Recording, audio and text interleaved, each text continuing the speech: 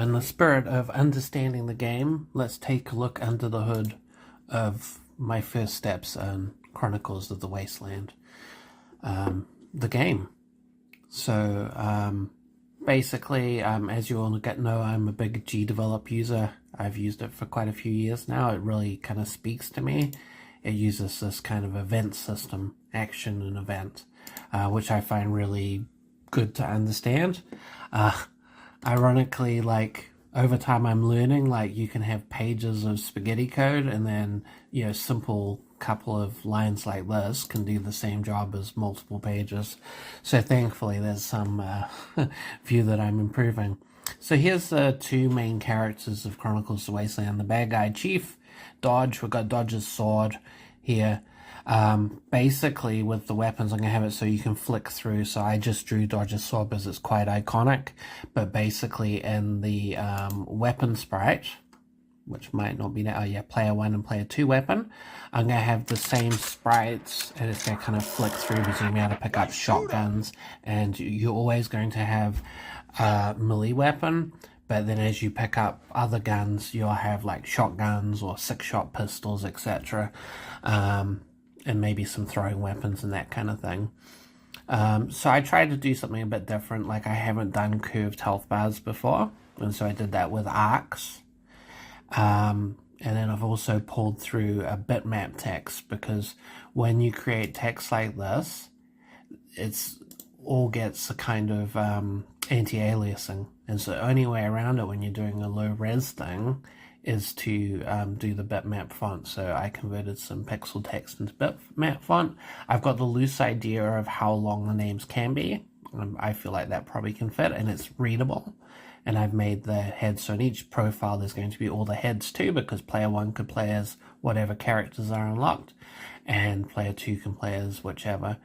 So I made a quick key just to test out the bar and make sure it's working. I did some little tricks to make them work, because I found that the red arc actually is underneath the blue one, and it's bigger. Because it's a bigger arc and I wanted it to fit there nicely, so I've had to put a black overlay on it on where the blue arc is. So blue arcs can be ammo, and then depending on the weapon you got, so swords always going to just be one hit, and so this bar won't go down at all when you're using a melee weapon.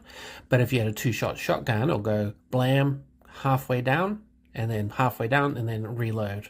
And so I kind of picture the melee weapon, the shooting weapons that way. Yeah, pretty happy with the bodies here. Like, I worked through, and I'm not the best artist. That's why I've chosen like a kind of lower res pixel. It tends to be my style. And in here we can see, as I went into it, I've used placeholders and kind of built it out. So I built the bars, the names, and the layout first, and then I got the sense of the housing, pulled it through, and at any scale, and just started drawing and carving what I wanted.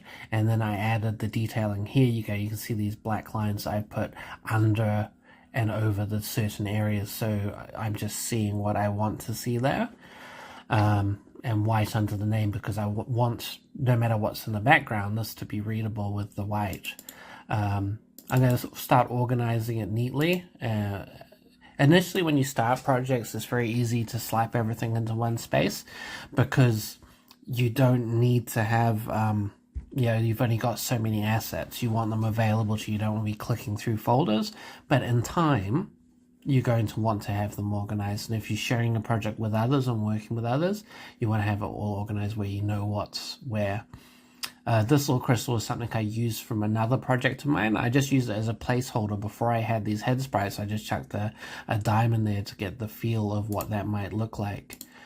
In here in my project, we can see I've got text. Now this one is the test text, and so when I spoke about getting the housings rough size, I did a massively oversized one, and then I shrunk it down uniformly to get it to fit where I wanted it to go. And then I used this by changing the text, and I changed it to the scale of that item. And then I knew what, I did height actually, and then I knew what size to reshape my really rough version and then I had that all set out. So I'm really excited. So these, when you're doing projects, I suggest having some testing boxes. You always want to check something. What's the Boolean variable? You know, like, is the character aware he's dead or not?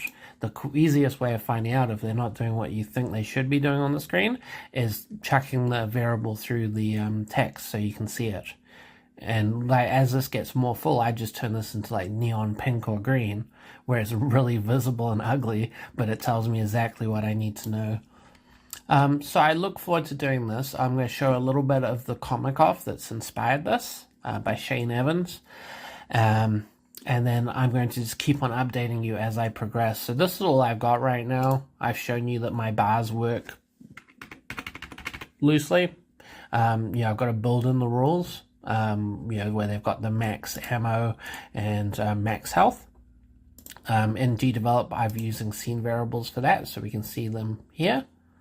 In time, like, for this kind of game where I'm planning a hack and slasher with levels, that's probably perfectly suitable, but it's probably I'll give you max health each time.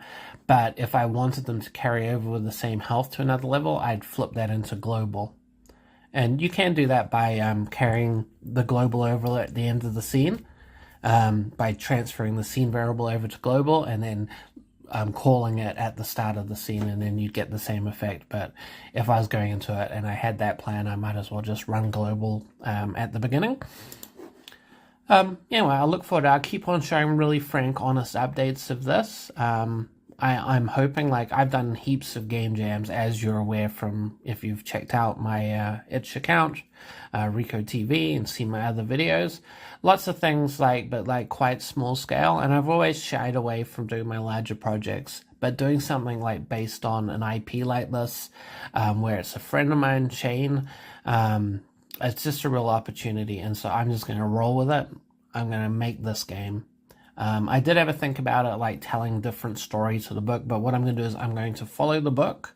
You're going to play as the good guy, the bad guy, different characters throughout. I'm going to put in things I like, such as, you know, being able to unlock characters and little challenges and stuff that aren't in the book, and obviously I'm going to flesh it out a little bit.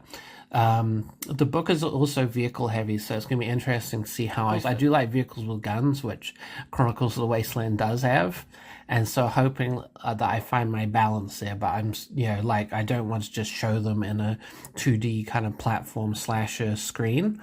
I, you know, want you to be able to drive these things, so I'm going to have to think about what that looks like and how it works, but I'll be sharing that experience as I go. Thanks for checking it out. Remember, folks, if you liked the video, please like and subscribe.